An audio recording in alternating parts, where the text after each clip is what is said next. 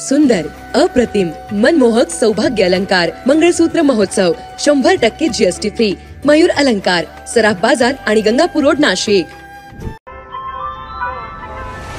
ताज्या बातम्यांसाठी नाशिक न्यूजच्या YouTube चॅनलला सबस्क्राइब करा आणि बेल आयकॉनला प्रेस करा.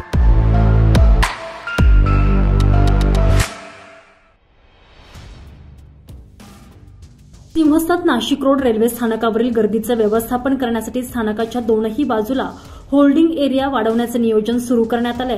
येथे किमान 2 रेल्वे ट्रॅक वाढवणं गरजेचं असून त्या अनुषंगाने आराखडा तयार करण्याचे निर्देश आर्किटेक्टला देण्यात आल्याची माहिती विभागीय आयुक्त डॉ. प्रवीण गेडाम यांनी दिली आहे. याशिवाय शहरालगतचे सर्व रस्ते एकमेकांना जोडण्यात येणार असून या रस्त्याच्या रुंदीकरणाचे काम हाती घेण्याचेही निर्देश देण्यात आलेले आहे. प्रयागराज येथील दौरा करून आल्यानंतर डॉ. गेडाम यांनी सिंहस्थ नियोजनाचा सविस्तर आढावा बैठकीद्वारे घेतलाय. जिल्हाधिकारी कार्यालयातील मध्यवर्ती सभागृहात झालेल्या या बैठकीला जिल्हाधिकारी जलज शर्मा, मनपा आयुक्त मनीषा खत्री यांच्यासह विविध यंत्रणांचे प्रमुख अधिकारी उपस्थित होते. आजच्या बैठकीत नियोजनाबाबत चर्चा करण्यात आलेली असून महत्त्वपूर्ण निर्णय घेण्यात आल्याची माहिती डॉ. गेडाम यांनी दिली आहे. एका रेल्वेतून साधारणतः 4000 प्रवासी प्रवास करतात. उतरणारे प्रवासी आणि प्रवास सुरू करू इच्छिणारे प्रवासी यांची एकत्रित गर्दी रेल्वे स्थानकावर होण्याची शक्यता आहे. त्यामुळे स्थानकाची जागा तोकडी ठरण्याची शक्यता आहे. मोठ्या संख्येने उतरणाऱ्या लोकांना एकाच वेळी सोडता येत नाही, नाहीतर चेंगराचेंगरीसारखी घटना घडण्याची शक्यता असते. त्यांना कुठेतरी थांबवून ठेवणं आवश्यक असतं.